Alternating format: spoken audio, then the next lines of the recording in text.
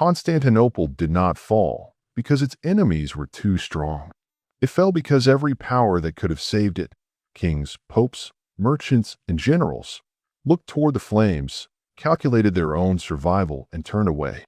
The greatest city on earth died not from conquest, but from desertion.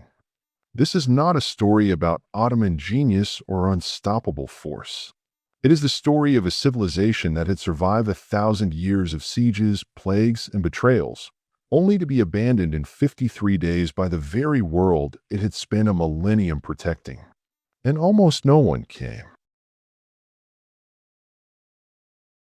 There was, for 1,000 years, a city that stood between the old world and everything that came after it. Not Rome, which had already fallen. Not Jerusalem, which had been taken and retaken. Constantinople, the city Constantine built on the edge of two continents, where Europe ends and Asia begins. It sat on a triangle of land where the Bosphorus meets the Sea of Marmara, and the Golden Horn curves inward like a sheltering arm. No city in the ancient or medieval world was more perfectly placed. It controlled every ship moving between the Black Sea and the Mediterranean. To hold Constantinople was to hold the throat of the known world. Constantine the Great chose this site in 324 AD with the cold precision of a man who understood geography as power. The old Greek city of Byzantium had stood here for centuries, modest, strategic, overlooked. Constantine saw what others had not. He tore down and built an empire's capital in its place, consecrating the new city in 330 AD.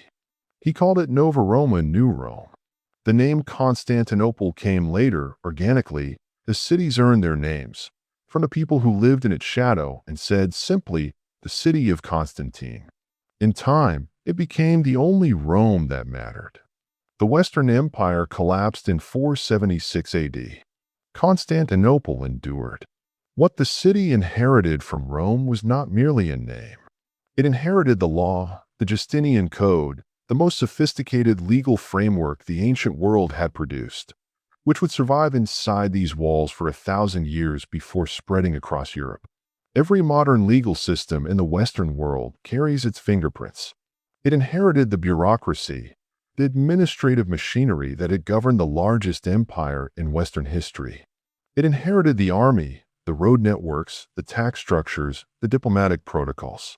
When the Western Empire dissolved into warring kingdoms, Constantinople continued to function. The lights stayed on, and it inherited the faith. Constantine had made Christianity the empire's religion, and Constantinople became its eastern throne. The Patriarch of Constantinople sat in authority over the Orthodox world as the Pope sat over the Catholic West.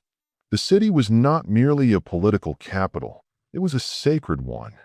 To lose it was to lose something that could not be replaced. The Hagia Sophia was its crown. Built by the Emperor Justinian in 537 AD, it was the largest cathedral in the world for nearly 1,000 years.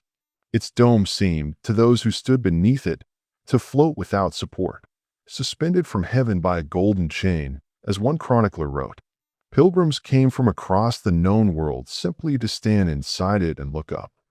The city's population at its height exceeded 500,000 people. Some estimates reach 1 million. It was a place of markets, libraries, universities, and hippodromes. The hippodrome alone seated 100,000 spectators. Constantinople was not a medieval city with Roman pretensions. It was a functioning, literate, cosmopolitan metropolis when most of Europe was living in timber and mud. Its streets were paved. Its aqueducts ran clean water to public fountains. It had hospitals. It had orphanages. It had a postal system and a merchant navy and a civil service that kept records in Greek, the language of philosophy and learning, long after Latin had become the tongue of priests and scholars only. The scholars of Constantinople preserved what the Western collapse had nearly destroyed. The works of Plato, Aristotle, Euclid, Archimedes, copied, studied, debated in the academies of the city while Europe's libraries burned or rotted. The classical world did not survive because of Rome. It survived because Constantinople refused to let it die. Its walls were the wonder of the medieval world. The Theodosian walls, built in the early 5th century, ran for nearly 4 miles across the landward side of the city, a triple line of defense, moat and outer wall and inner wall, the inner wall rising 40 feet and studded with 96 towers, each placed roughly 70 meters apart. No army had ever broken through them. That was not rhetoric. It was history. Arab forces besieged the city in 674 and again in 717. The Bulgars came. The Rus came, sailing down from the north in their longships. The Avars came. Every one of them broke against the walls and retreated. The walls did not simply protect Constantinople, they defined it. The city and its defenses were inseparable in the imagination of the medieval world. The secret weapon of the Byzantine navy compounded the wall's power. Greek fire, a compound that burned on water that could not be extinguished by the sea, was deployed from Byzantine ships against attackers in the Golden Horn. Its precise formula was a state secret so closely guarded that was eventually lost entirely. Fleets that entered the harbor against Byzantine resistance did not leave intact. Trade made the city rich in ways that compounded its military strength. Every merchant moving goods between Asia and Europe passed through or near Constantinople. Silk from China, spices from India, furs from the north, grain from the Black Sea coast. The customs revenues alone funded armies and navies and the ceaseless maintenance of those walls. The Byzantine emperors understood that commerce and security were the same thing. They negotiated trade treaties with Venice, with Genoa, with the Arab caliphates, granting commercial privileges in exchange for guarantees that served Byzantine interests. For centuries, this diplomacy was as effective as any army. Constantinople survived not just by fighting, but by making itself indispensable. This was the city that stood in 1453. Not at its height, that had passed centuries before, but still standing, still functioning, still carrying inside its walls the accumulated weight of 1,100 years of Roman civilization. The last emperor on the throne traced his lineage, however tenuously, back to Augustus. The Hagia Sophia still held its services. The scholars still copied their manuscripts. When it fell, it did not fall quietly. The loss echoed across 3 continents and 2 religions, and the world that came after, the Renaissance, the age of exploration, the modern West, was shaped, in ways most people never learn, by what happened to this city in 53 days in the spring of 1453. But to understand what was lost, you first have to understand what it survived. To understand what was lost in 1453, you must first understand what the city survived.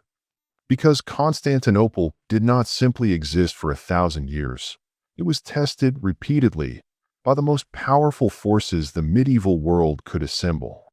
And it held. Every time it held. The first great test came from the east. In the 7th century, the armies of Islam swept out of Arabia with a force that reshaped the known world. Within decades, they had taken Syria, Palestine, Egypt, and Persia. The Byzantine Empire lost more than half its territory in a generation. But the city itself, the city at the center, did not fall.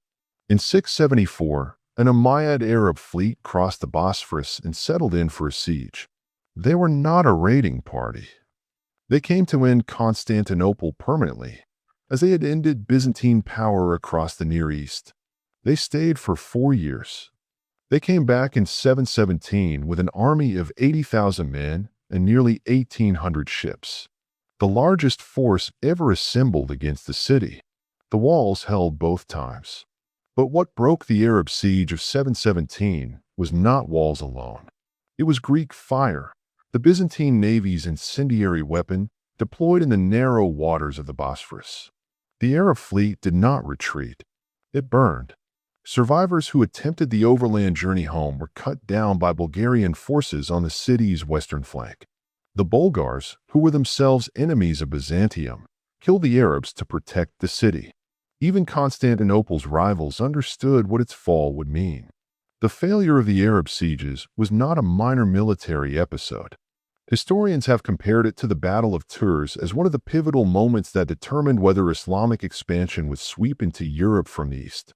Constantinople absorbed the blow that would otherwise have struck the continent. For 2.5 centuries, the city served as Europe's eastern shield, and Europe did not even know it. Before the Arabs came the Avars. In 626, a coalition of Avars, Slavs, and Sassanid Persians attacked the city simultaneously by land and sea, while the Emperor Heraclius was campaigning far to the east. The city was, by any rational military calculation, defenseless. The defenders won a naval engagement on the Golden Horn, breaking the Avar fleet, and the coalition collapsed. The city called it a miracle. Historians call it a masterpiece of wall-based defense.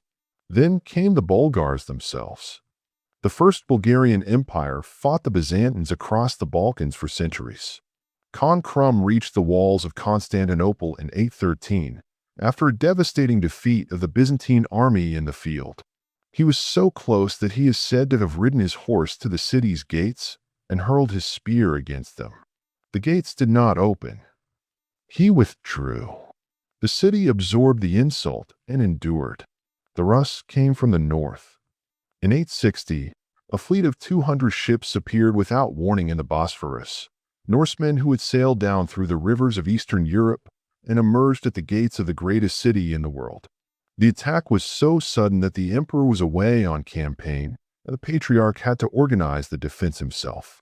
The Rus plundered the surrounding coastline but never breached the walls. They returned home. Constantinople remained. In 941, the Rus came again, this time with a fleet said to number over 1,000 ships.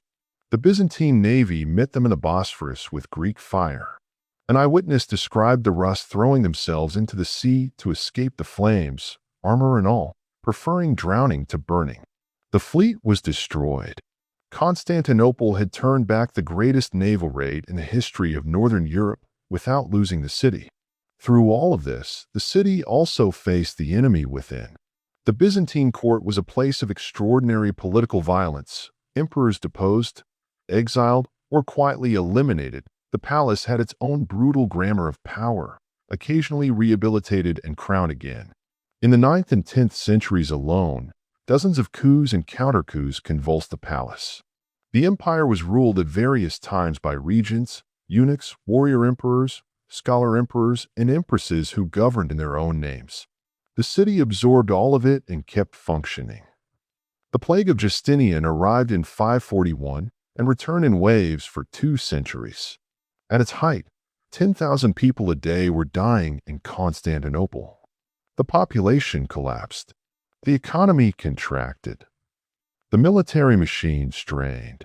The empire lost 1/4 of its people. And yet the city did not fall. It recovered, rebuilt, and within a generation was fighting the Persians and Arabs from a position of renewed strength. There were internal revolts of extraordinary violence. The Nika riots of 532 killed perhaps 30,000 people inside the city in a single week. The Hippodrome became the site of a massacre that left tens of thousands dead. Justinian himself was hours from fleeing. His wife Theodora refused. She told him, in words his court historian recorded, that she preferred to die in purple than to flee in safety. Justinian stayed. He crushed the revolt. He built the Hagia Sophia on the ashes of what had burned. The city survived the iconoclasm controversies, decades of theological civil war over religious images that split the empire between emperors and clergy, east and west, army and church. It survived the Macedonian dynasty's collapse and the chaos that followed. It survived the Seljuk Turkish victory at the Battle of Manzikert in 1071, which stripped the empire of most of Anatolia and nearly destroyed the Byzantine military system entirely. After Manzikert, the Byzantines should have fallen. They had lost their recruitment base, their grain supply, and their strategic depth in a single afternoon. Lesser empires had collapsed from less. The Byzantines did not collapse. The Komnenian dynasty rebuilt the army around a new model. They negotiated with the Crusaders. They recovered enough to remain a force in the eastern Mediterranean for another 3 centuries. The First Crusade arrived in 1096, not as an enemy, but as something almost as dangerous, an unruly ally. Tens of thousands of armed Western knights passed through Constantinople on their way to the Holy Land. Emperor Alexios I managed them with a combination of diplomacy, bribery, and extraordinary patience. He extracted oaths of loyalty, provided supplies, guided them south, and kept the city intact throughout. It was one of the greatest feats of Byzantine statecraft. The city endured the Black Death when it swept west from Central Asia in the mid-14th century. It endured Ottoman pressure beginning in the 1350s, when the Turks first crossed into Europe and began encircling Byzantine territory from the outside. By 1400, Constantinople was an island, Ottoman-controlled land on all sides, the city still standing in the middle like a stone in a rising tide. In 1422, Murad II, Mehmed's father, besieged Constantinople directly. The walls held. He withdrew. The city had now survived every enemy that had ever come for it. Arab, Avar, Bulgar, Rus, Crusader, Plague, Civil War, and the Ottomans themselves. Its record was unblemished.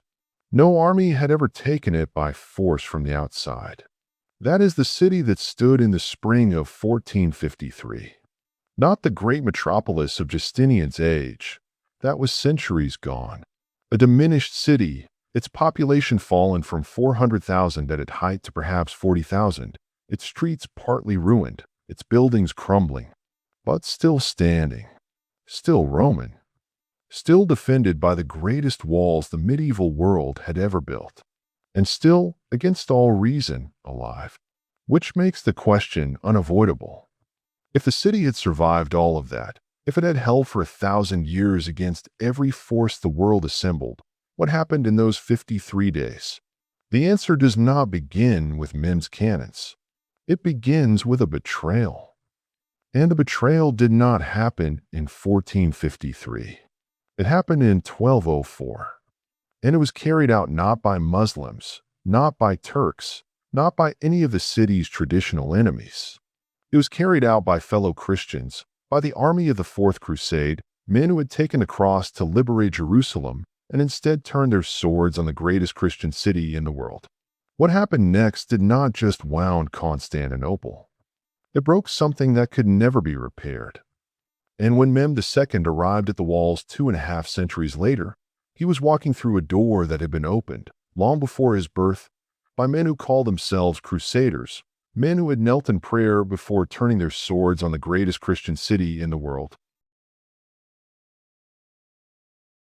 The Fourth Crusade was called by Pope Innocent III in 1198. Its stated purpose was the liberation of Jerusalem, the same purpose every crusade had declared. An army was to be assembled, transported to Egypt, and the heart of Muslim power struck directly. It was an ambitious plan. It was never carried out. The Crusaders needed ships. The only power in the Mediterranean capable of providing them on the required scale was Venice, the most commercially sophisticated republic in the world, ruled in 1202 by its Doge Enrico Dandolo. He was over 90 years old. He was completely blind, and he was the most dangerous man in Christendom.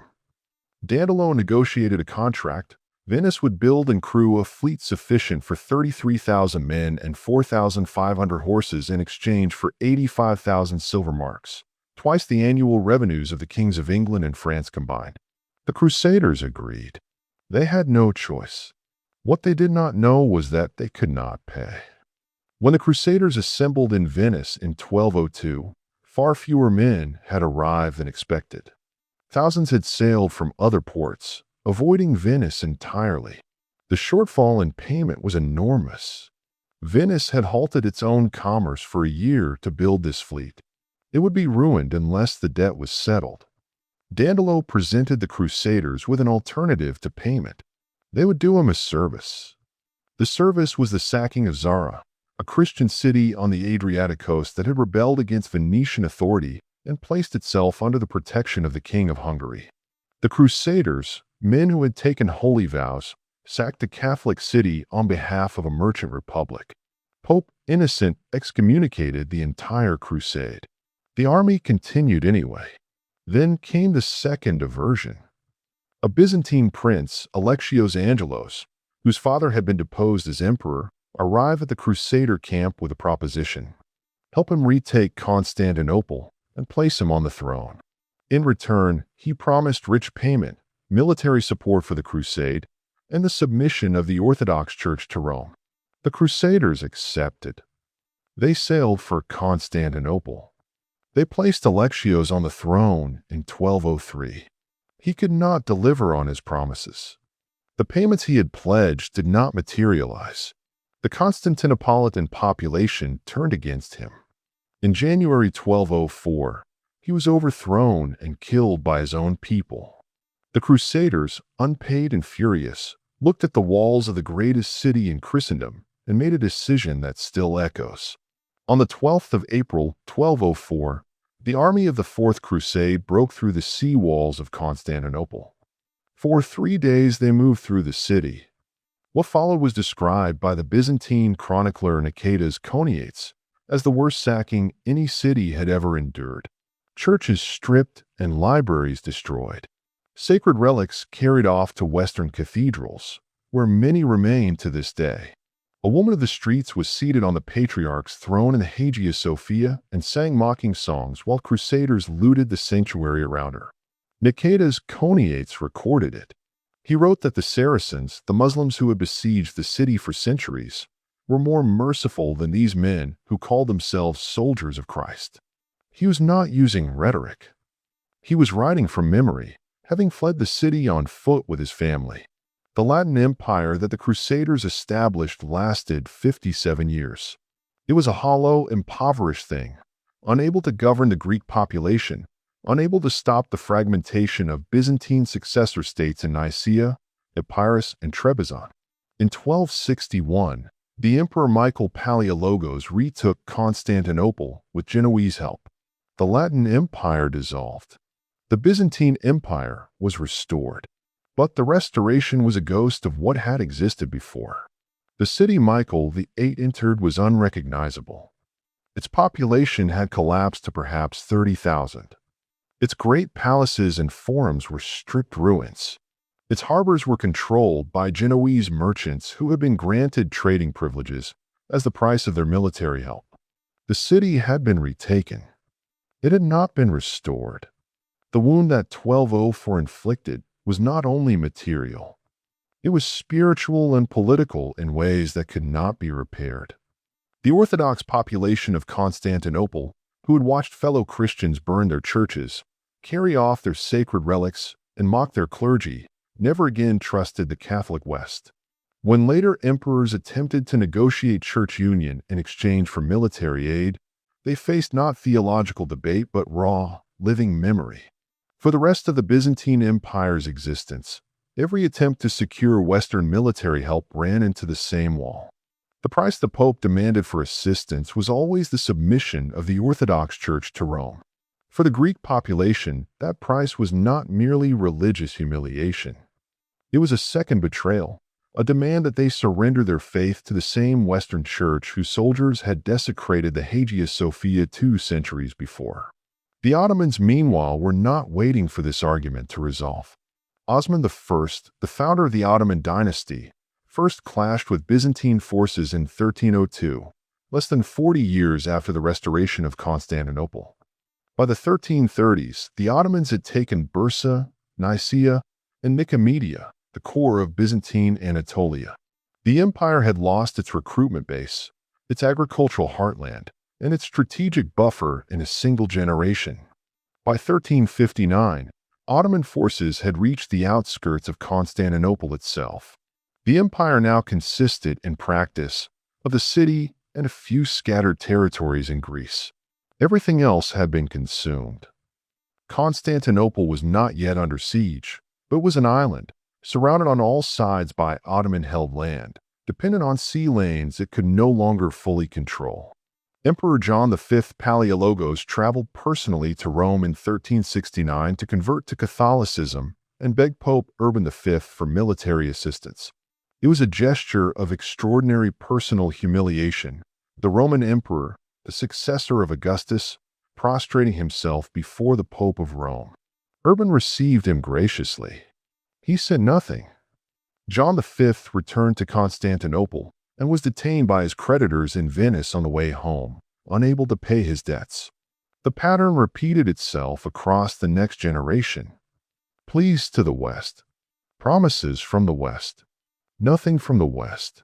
In 1394, Sultan Bayezid I blockaded Constantinople for the first time, a blockade that lasted on and off for nearly 8 years. The city survived on supplies brought by sea. Hungary and France assembled a crusade and marched east to break the Ottoman advance. At the Battle of Nicopolis in 1396, the crusade was shattered. Constantinople was left alone again. A temporary reprieve came from an unexpected direction.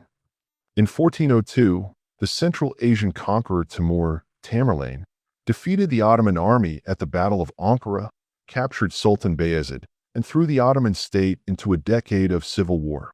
Constantinople breathed again. The emperors used the respite not to rebuild their military capacity, but to continue negotiating with the West. The window closed. The Ottomans recovered. The siege resumed. In 1438, Emperor John VIII Palaeologos sailed to Italy with a delegation of Orthodox clergy to attend the Council of Florence. The purpose was to negotiate the union of the Orthodox and Catholic churches, the price Rome had always demanded for military assistance. The emperor was not attending from conviction. He was attending from desperation. The Ottoman noose was tightening, and he needed Western troops. The union was proclaimed on the 6th of July, 1439. It was signed by the emperor, his bishops, and the representatives of the Eastern Patriarchates. The one exception was Mark of Ephesus, the only Greek bishop at the council who refused. When Pope Eugenius V asked whether Mark had signed the document, and was told he had not, the Pope reportedly said the union meant nothing. He was closer to the truth than he knew. The response in Constantinople was a popular uprising. The people of the city, who had not been consulted, who still carry the memory of 1204 in their churches and their blood, rejected the union entirely. One Byzantine nobleman, Lucas Notaras, was reported to have said that he would rather see the turban of the Sultan in Constantinople than the cardinal's hat of Rome. Whether or not he said exactly those words, the sentiment was real and widespread. Pope Eugenius launched a crusade in support of Constantinople following the council. At the Battle of Varna in 1444, the crusade was destroyed by the Ottomans. Hungary's King Ladislaus III was killed. The crusade collapsed. The Western military effort to save Constantinople ended there, 9 years before the siege. Mehmed II came to the Ottoman throne for the second time in 1451, at the age of 19. His father Murad had besieged Constantinople in 1422 and failed. Mehmed had studied that failure with the obsessive focus of a young man who had decided the city was his destiny. He began planning immediately. In 1452, Mehmed built a fortress at the narrowest point of the Bosphorus, Rumeliasari, the throat cutter, directly opposite an existing Ottoman fort on the Asian shore.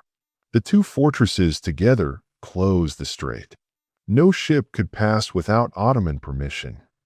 Constantinople was now sealed from the Black Sea, cut off from its grain supplies and the Genoese colonies that had been its commercial lifeline. Mehmed then acquired a weapon that changed the military equation entirely. Urban, a Hungarian engineer, had first offered his services to the Byzantine emperor, offering to cast cannons capable of breaking the Theodosian walls. Constantine XI could not pay him. Urban went to Mehmed, who paid immediately and generously. The cannons Urban cast for the Ottomans were the largest the world had ever seen. The largest, called the Great Bombard, required 60 oxen to move it and could fire a ball weighing over half a ton. Constantine XI ascended to the throne in 1448, the last emperor of a 1,000-year line. He knew, with the clarity that comes from having no illusions left, what was coming. He sent envoys to Venice, to Genoa, to the Pope, to the kings of Western Europe.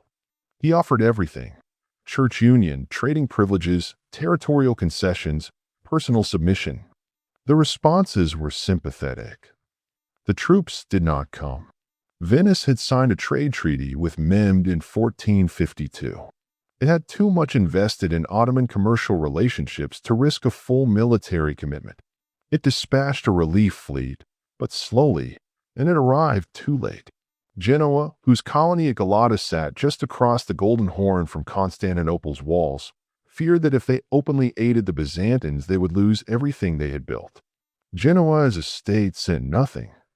Individual Genoese, among them Giovanni Giustiniani Longo, who arrived in January 1453 with 700 soldiers, came on their own. England and France were exhausted from the Hundred Years' War, which had only ended 2 years earlier. Hungary had a peace treaty with Mehmed. The Holy Roman Empire was consumed by internal disputes. The Pope sent 200 archers from Crete and a cardinal. The greatest empire the Western world had ever produced, the custodian of Roman law and Greek philosophy, the shield of Christendom for 1100 years, stood at the edge of the abyss with fewer than 8,000 defenders, facing an Ottoman army of 80,000, and waited for a rescue that was not coming. George Francis had known Constantine XI since childhood. He had served him as courtier, diplomat, and confidant across 3 decades, negotiating marriages, carrying messages to foreign courts, managing the quiet machinery of a dying empire. He was 52 years old in the spring of 1453. He kept a record of everything. What his chronicle tells us, and what most accounts of the siege omit, is not the military detail. It is the texture of the waiting. The defenders knew the Ottomans were coming months before the first cannon fired. They spent the winter repairing walls, counting men, and sending letters that received no answers. The siege had already begun in the minds of the people inside the city long before it began on the ground. Mehmed II was 21 years old when he arrived before the walls of Constantinople. He had been planning this moment since he was a child. He had studied the city's defenses, the records of every previous siege, the weaknesses in the walls, and the geography of the Golden Horn. He came not as a conqueror improvising against an obstacle. He came as a man executing a plan he had spent his entire life preparing. On the 6th of April, 1453, the Ottoman army took up its positions outside the Theodosian walls. The force numbered between 80,000 and 100,000 men, including the elite Janissaries, the most disciplined infantry force in the world, and the siege engineers and artillerymen who had spent months preparing Urban's cannons for this moment. Against them stood fewer than 8,000 defenders.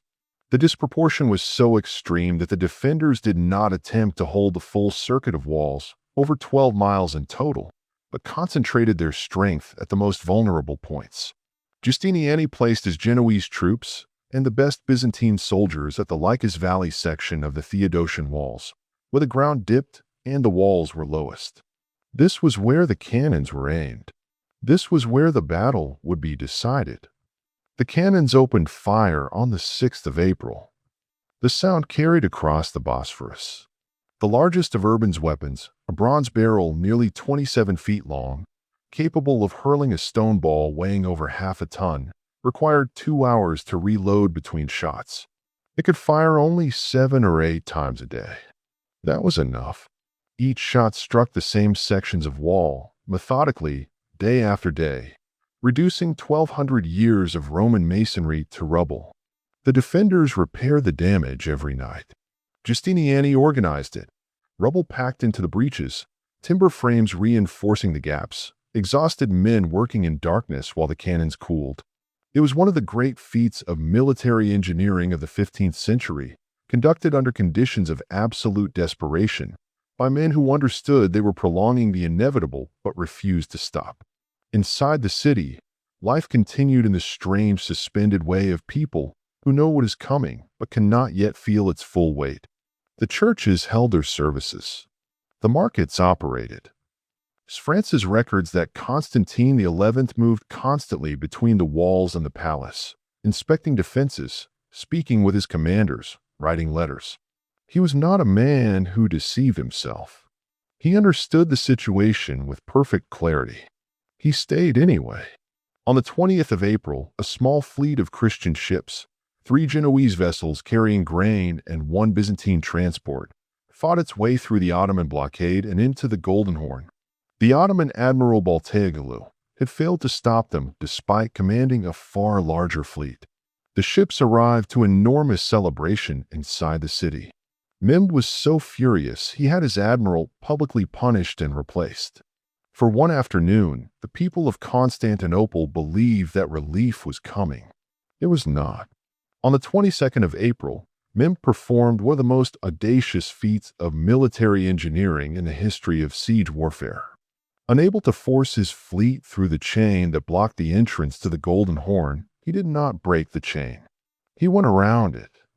Overnight, working in darkness on roads greased with animal fat, his men rolled 70 galleys overland across the hills behind the Genoese colony of Galata and launched them into the Golden Horn behind the chain.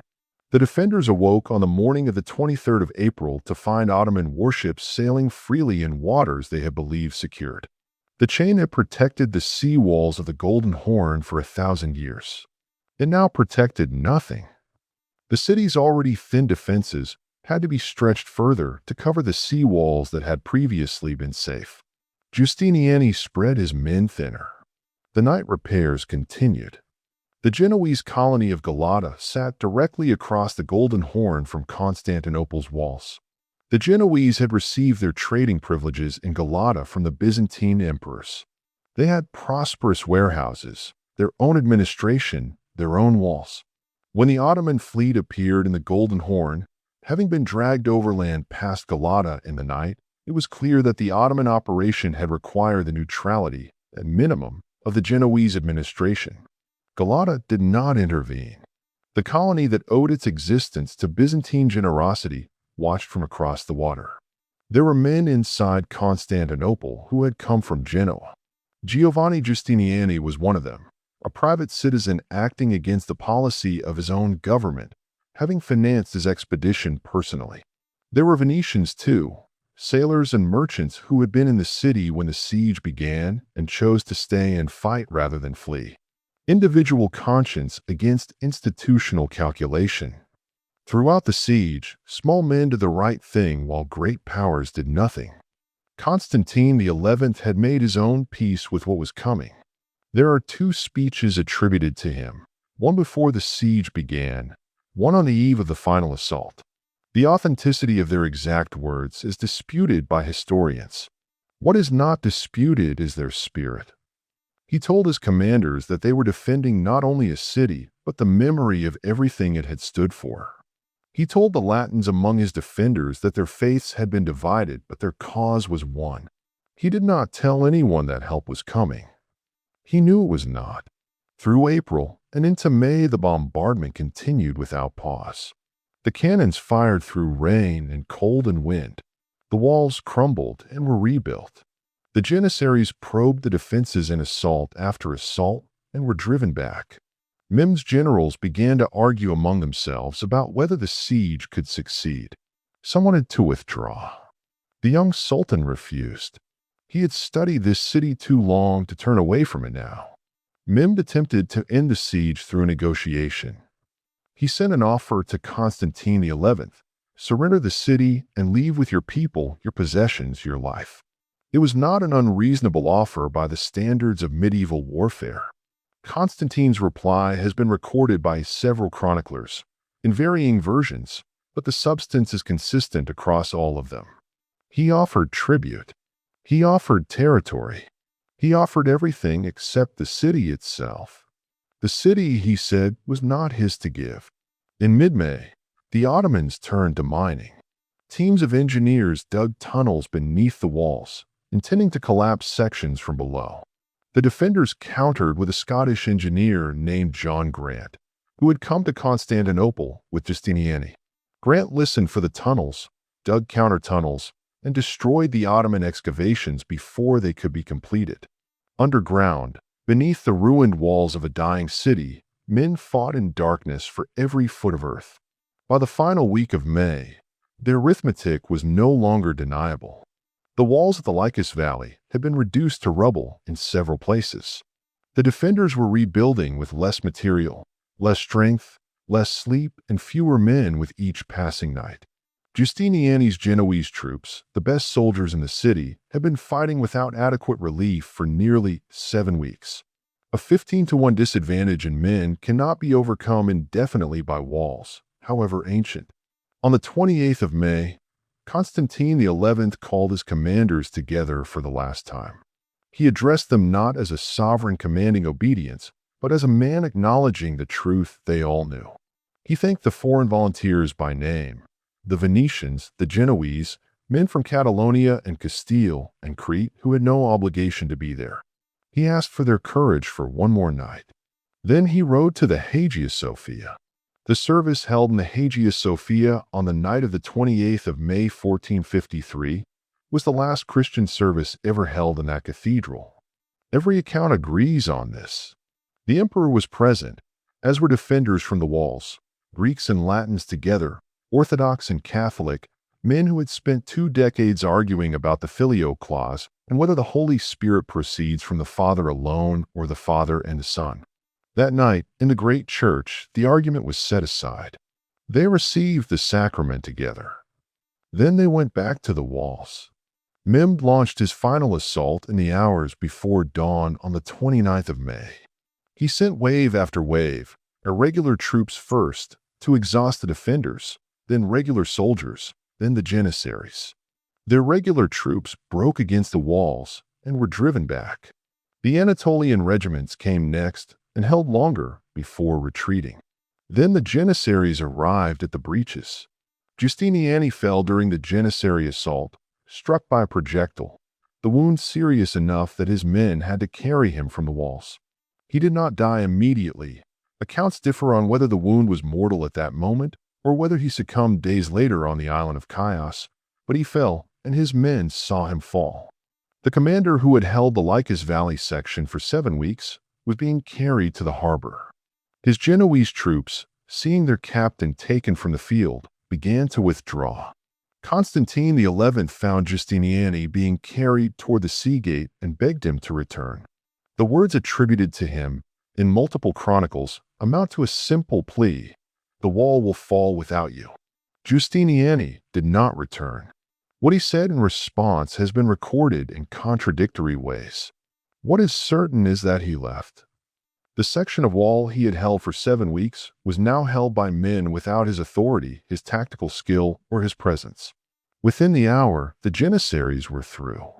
The Kirka Porta, a small postern gate in the northern section of the walls, had been used during the fighting and left unsecured. Whether this was negligence or the chaos of a collapsing defense is disputed. The Ottomans found it. Through the postern and through the breaches in the Lycus Valley, the tide that had been held back for 7 weeks poured into the city at once. Constantine the 11th was last seen fighting on foot near the gate of St. Romanos as the walls broke around him. He had removed his imperial insignia, the purple cloak that marked him as emperor, so that he could fight as a soldier rather than be taken as a prize. His body was never identified with certainty. The last Roman emperor died in the ruins of his walls, anonymous among the fallen, as his city was overwhelmed around him. George Francis was captured in the city that morning.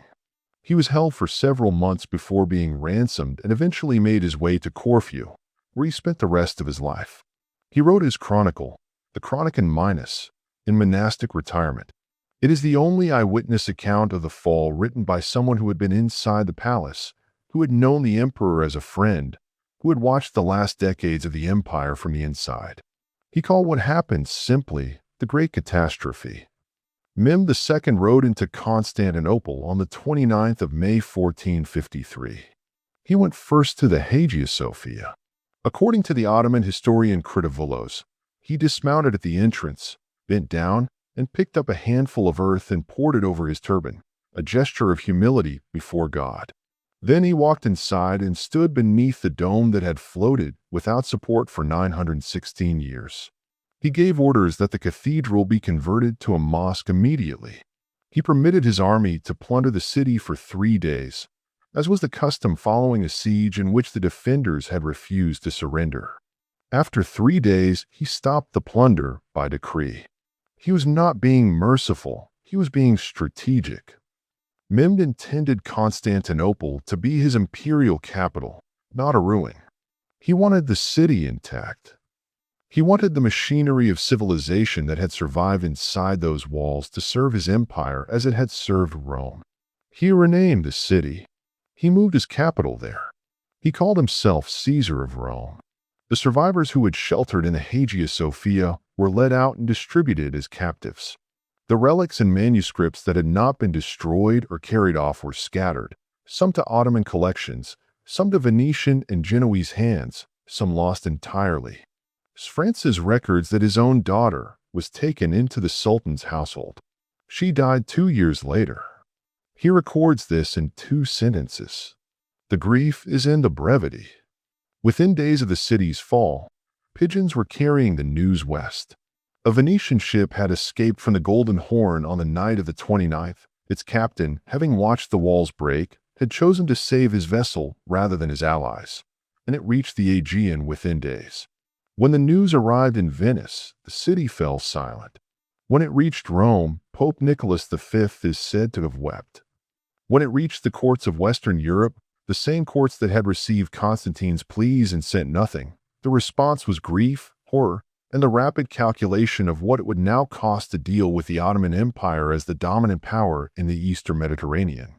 The grief was real. So was the hypocrisy. These were the same powers that had watched for decades as Constantinople sent increasingly desperate requests for help. They had weighed their options and chosen their interests. Now they wept over the consequences of choices they had already made.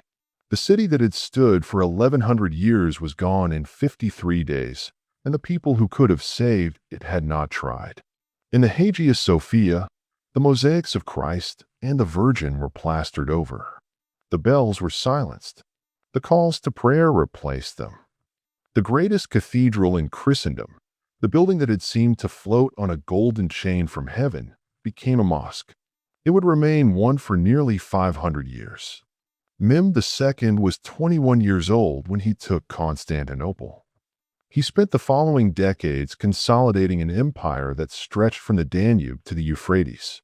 He patronized scholars, collected manuscripts, commissioned portraits of himself from Venetian painters. He spoke 6 languages. He called himself, in official documents, the Emperor of Rome, the Lord of the 2 seas and the 2 continents. He was, in his own estimation, the heir of everything that Constantinople had contained. Whether or not that claim was legitimate, no one remained to dispute it. The last act of the siege belongs not to Mehmed, but to the city itself. When Francis recorded the fall in his chronicle, he did not describe the military detail, the breaches, the assault, the final moments at the walls. He described the silence after. He wrote that when the Ottoman soldiers had moved through the city and the fighting was done, he walked through streets he had known his entire life and did not recognize them. The markets were empty. The churches were stripped. The fountains ran, but no one drew water from them. He wrote that the city felt like a body from which the life had departed, the form still standing, but the thing that had inhabited it gone. Constantinople had not been destroyed. It had been emptied. What filled it next is a different story. But what was lost on the 29th of May, 1453, the law, the learning, the 1100-year continuity with Rome, did not disappear entirely. It scattered, and where it landed, it changed everything. They left on foot, on horseback, by ship, carrying what they could. Scholars, monks, physicians, lawyers, teachers, men who had spent their lives inside the libraries and academies of Constantinople, working with manuscripts that had survived the Arab sieges, the Latin sack, the plague, the civil wars. Now they carried those manuscripts west, into a Europe that had no idea what was arriving. The migration had begun before the siege. Byzantine scholars had been moving to Italy since the late 14th century, driven by the shrinking empire, the Ottoman pressure, the pull of Italian patrons who understood what Greek learning represented. But 1453 turned a trickle into a flood. The fall of the city scattered a century's worth of accumulated scholarship across the Italian peninsula in a single season. They landed in Venice, Florence, Rome, Naples, Milan. They brought manuscripts of Plato in the original Greek, not the partial Latin translations that Western scholars had been working from for centuries, but the complete texts in the language Plato had written in. They brought Aristotle, Euclid, Archimedes, Ptolemy. They brought the medical works of Galen. They brought the historians, Thucydides, Polybius, Herodotus, whose full text had not been available in Western Europe for 1,000 years. The Italian humanists had been working toward the Renaissance for decades before 1453.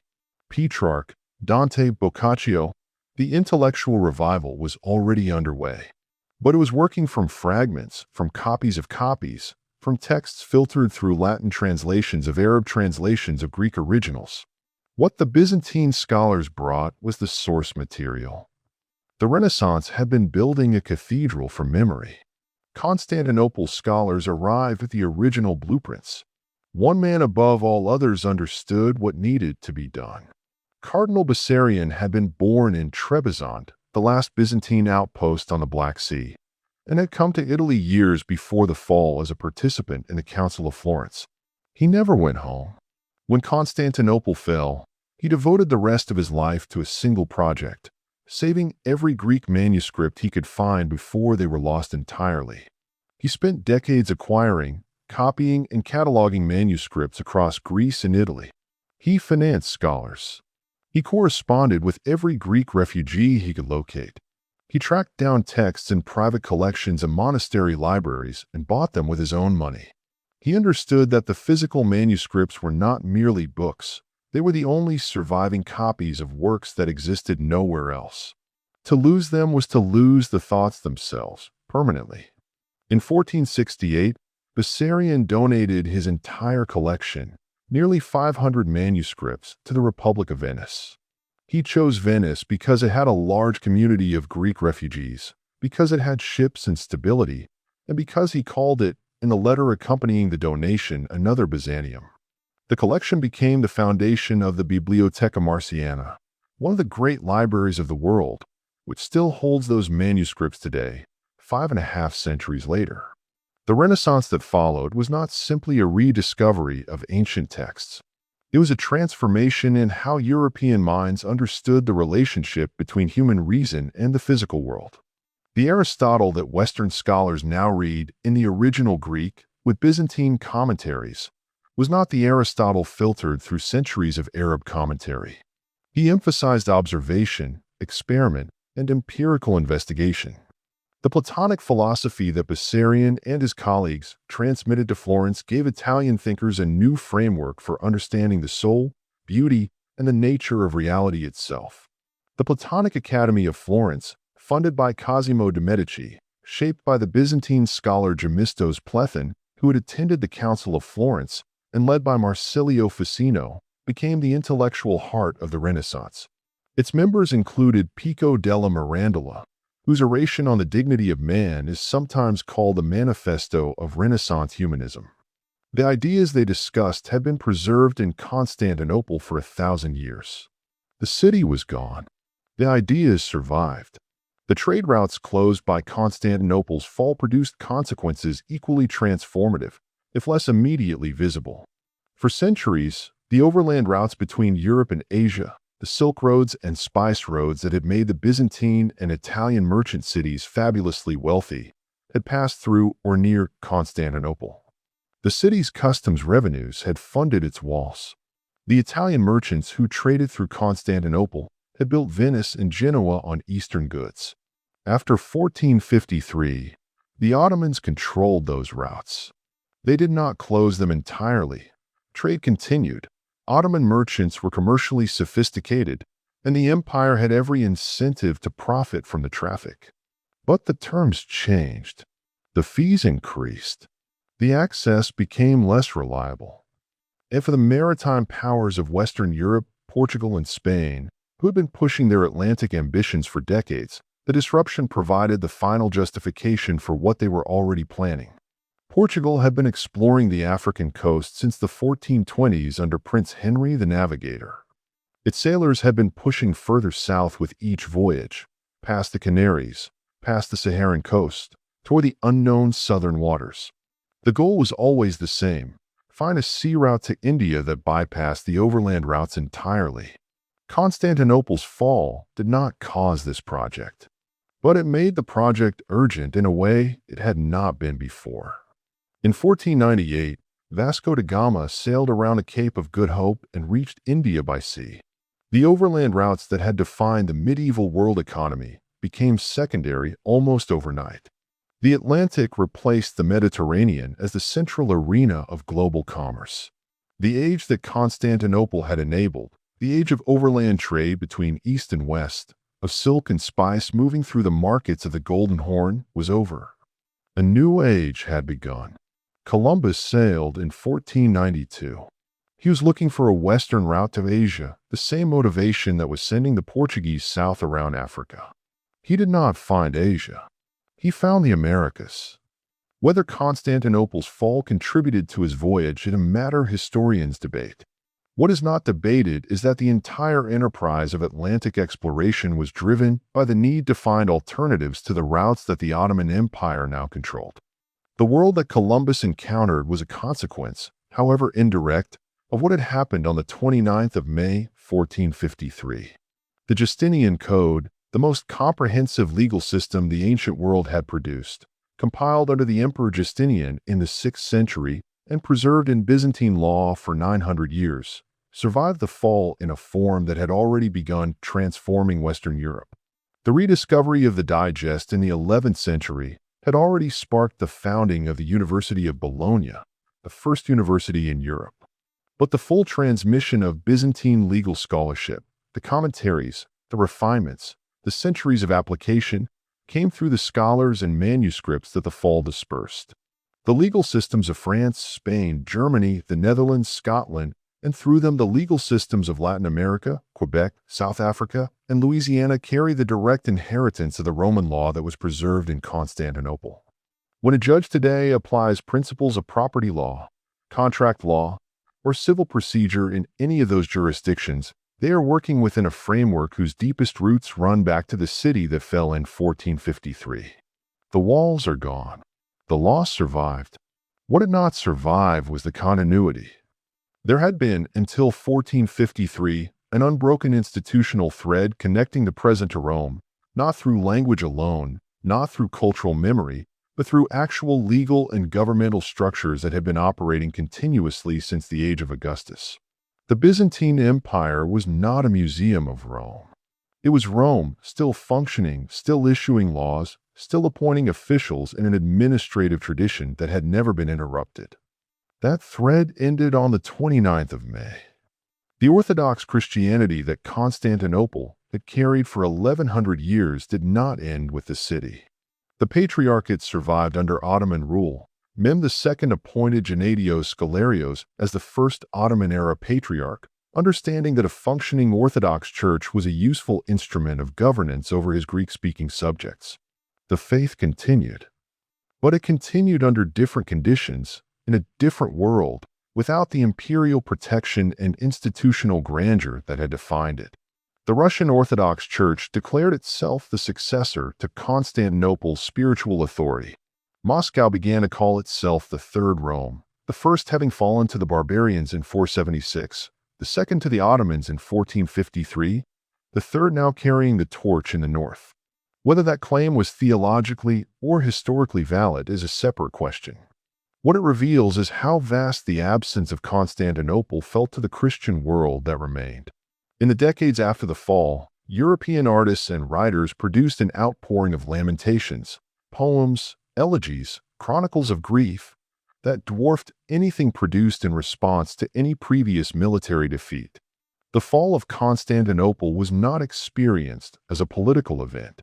It was experienced as the end of something that had seemed permanent, the last link to the ancient world, the living proof that Rome had not entirely passed away, the place where, if you knew the right streets and the right libraries, you could still touch the world that Homer and Plato and Justinian had inhabited. gone. Mim II understood what he had taken. He commissioned a portrait of himself from Gentile Bellini, a Venetian painter, the finest portraitist of his age, and sat for it in the palace that had been the Byzantine imperial residence. He hired Greek scholars to teach him. He read Alexander the Great's campaigns and compared himself to Alexander. He wanted Constantinople not as a symbol of Islamic triumph, but as the seat of a universal empire, one that would inherit everything the city had contained. He styled himself, in his own documents, as Caesar. He was serious about the claim. The city itself recovered. Under Ottoman rule, Constantinople, now Istanbul, became once again one of the great cities of the world. Mim repopulated deliberately, bringing in Greeks, Armenians, Jews, and Turks. He built mosques and markets and the Grand Bazaar. He restored the water systems. Within a generation, the city's population had returned to the levels of its Byzantine peak. The walls that had held for 1,000 years now protected an Ottoman capital. The Hagia Sophia, its mosaics plastered over, and its bells replaced by the call to prayer, continued to stand. The sections of the Theodosian walls still stand today. You can walk them in Istanbul, the same limestone and brick that the defenders repaired every night in those 53 days, the same towers that looked out over the Ottoman camp, the same gates through which the last Roman emperor rode on the night of the 28th of May. They are a ruin now, overgrown in places, restored in others. But they are standing. After 5.5 centuries, the walls outlasted both the empire they protected and the empire that broke them. George Francis died in Corfu around 1477, 24 years after the fall. He spent those years in a monastery, writing. His chronicle is precise where precision is possible and honest about what he does not know. He records the last conversation he had with Constantine the 11th the night before the final assault. He records the names of the men who died. He records the names of his own children and what became of them. He writes as a man who survived something he did not expect to survive and is not sure whether survival was a gift. He does not ask why it happened. He had lived through enough of Byzantine history to understand how it happened. He had watched the Western powers calculate their interests and choose them over the city. He had watched the Orthodox population reject the union that might have brought help, of a hatred born from 1200, for that was 250 years old and still alive. He had watched the empire contract, decade by decade, until the city that had once governed the world from the Atlantic to the Euphrates was governing nothing beyond its own walls. He knew that the fall was not a surprise. It was the conclusion of a process that had been underway for 2.5 centuries, since the day the Crusaders breached the sea walls and 3 days of looting began. What happened in 53 days in the spring of 1453 was the last chapter of a story whose earlier chapters had been written by the men who should have been the city's defenders. Constantinople did not fall. It was left. And yet, the manuscripts are in Venice. The legal codes are in the foundations of a dozen modern nations. The philosophical frameworks that shaped the Renaissance are in every university in the Western world. The Orthodox faith survived, transformed, and spread. The city stands different, changed beyond recognition, but standing on the same ground, enclosed by the same walls, looking out over the same water where the Arab fleets burned and the Rus longships appeared and the Ottoman galleys came overland on greased logs in the dark. 1,100 years of Roman civilization do not vanish in 53 days. They scatter. They transform. They enter the bloodstream of the world that comes after and shape it in ways that world rarely stops to acknowledge. We live in ways we seldom recognize, downstream of Constantinople. Its fall made us, in part, what we are. And its story, the story of a city that held for 1,000 years and was abandoned in 53 days, is not a story about the past. It is a story about what happens when the people who could act choose not to. That story has not grown less relevant with time.